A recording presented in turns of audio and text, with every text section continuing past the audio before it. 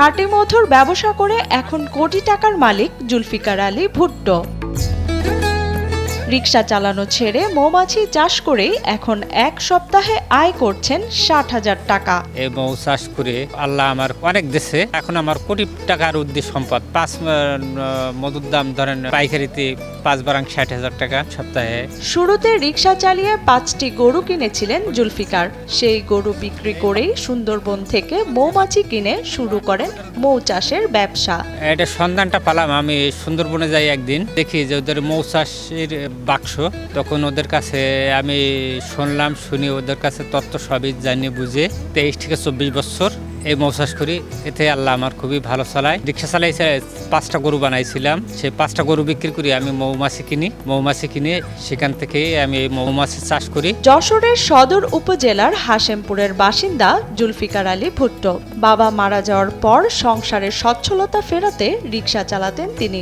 বর্তমানে এই মধুর ব্যবসা করে তিনি কোটি টাকার মালিক। 13-14 বছর বয়সের থেকে আমি রিক্সা চালানো শুরু করেছি। দীর্ঘ 20 বছর ধরে রিক্সা চালাইছি।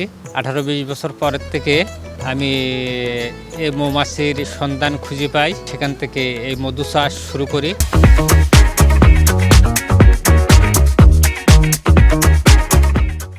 শহরের ফতেপুর ইউনিয়নের বাগডাঙ্গা গ্রামে জুলফিকারের মৌ চাষের খামার। ফুল থেকে মধু সংগ্রহ করে মৌমাছিরা ফিরছে সারি সারি সাজানো এসব বাক্সে, আর সেই বাক্স থেকে মধু সংগ্রহ করছেন জুলফিকার। আমরা যেমন টাকা পয়সা খাইয়ে দিয়ে যদি থাকে তাহলে আমরা ব্যাংকে রাখি, আর যদি না থাকলে তাহলে আমরা ব্যাংকে রাখতে পারি না। আর এখন ওরা তো ভরপুর খাচ্ছে, খেয়ে দিয়ে মৌমাছিদের চাকটা হলো ব্যাংকে ওটা চাকে ওরা জমা করে রেখেছে, আমরা সেখান থেকে মধুটা আমরা ভেঙে নিচ্ছি। তবে তার খামারে কিছুটা বিশেষ কায়দায় চাষ করা হয় মৌমাছি। মধু সংগ্রহের জন্য প্রথমে বাক্সের ওপর ধোঁয়া দিয়ে মৌমাছিগুলোকে দুর্বল করে সরিয়ে ফেলা হয়। এরপর চাকগুলো একটি মেশিনের ভেতরে দিয়ে বের করা হয় মধু।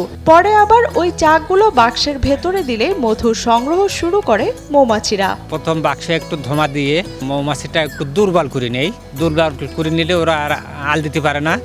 এইবার চাকটা ঝাঁকি দিয়ে মৌমাছিটা সরাইয়ে, তবু কিছু মাছি থেকে যায় চাকে, ওই মাছটা আমরা পাটের বেড়ায় দিয়ে ওই মৌমাছিটা সম্পূর্ণ সরাইয়ে বাক্সের ভিতরে দিয়ে ওই চাকটা এনে আমরা মেশিনে এনে মধু ভেঙে ওই চাকটা আবার আমরা ওই বাক্সে আবার বসাই দেওয়ার সাথে সাথে ওই মৌমাছিগুলো আবার মধু আনা শুরু করে। এবং মৌমাছিরা খাদ্যর থলিটা আলাদা এবং যে থলিটা করে মধু নিয়ে আসে সে থলিটাও আলাদা। এভাবে প্রতি সপ্তাহে 5 থেকে 6 মণ মধু সংগ্রহ করেন জুলফিকার। সপ্তাহে আমার 5 থেকে 6 মণ মধু হয়, সপ্তাহে একবার করে মধু ভাঙতে হয়। কর্মপ্রচেষ্টা ও সততার সঙ্গে মৌ চাষ করে এখন স্বাবলম্বী জুলফিকার। বর্তমানে তার মধু দেশের গণ্ডি পেরিয়ে যাচ্ছে বিদেশেও। আমার মধু ভারতে যায়, ইটালি যায়, দুবাইয়ে যায়, কানাডা যায়, এই কয়টা দেশে আমার মধু যেয়ে থাকে। আমাদের বাংলাদেশে প্রায় প্রতি জেলায় আমি মধু সেল দিয়ে থাকি। মধু সংগ্রহ একটি মৌসুমী ব্যবসা। সরিষা, কালোজিরা, ধনিয়া ও লিচু থেকে মধু সংগ্রহ করেন মৌয়ালরা, আর এই একই কায়দায় মধুর চাষ করেন জুলফিকার আলী ভুট্টো। এটা হলো সিজনাল ব্যবসা। এখন আপনারা সাইড দেখছেন যে সরিষার মাঠ, আমরা সরিষার মাঠের পাশে বক্স বসাইছি, মাঠ থেকে মধু সংগ্রহ করতেছে। আমরা আজকে মধু কালেকশন দিতে আছি, 1 সপ্তাহ পর আমরা এখান থেকে মধু সংগ্রহ করি। এই আবাদে এখন চলছে। এখন সাধারণত অগ্রহায়ণ পৌষ মাস, এরপরে মাঘ ফাল্গুন মাসে ফুটবে ধনিয়া কালোজিরা, এরপরে ফুটবে লিচুর পরে ফুটবে সুন্দরবনের ফুল শেষ করে আমরা বাসায় চলে আসি। খামারে দাঁড়িয়ে থেকে খাঁটি মধু সংগ্রহ করেন ক্রেতারা বলে জানান জুলফিকার। নিজ হাতে খাঁটি মধু ক্রেতাদের হাতে তুলে দেন তিনি। খাঁটি মধুটা সবার হাতে তুলে দেই এবং আমার মধুটার আল্লাহর রহমতে যেখানে যায় আমার মধুটার খুবই সুনাম আছে। কোনো জায়গার থেকে এই পর্যন্ত আমার মধু ফেরত আসেনি।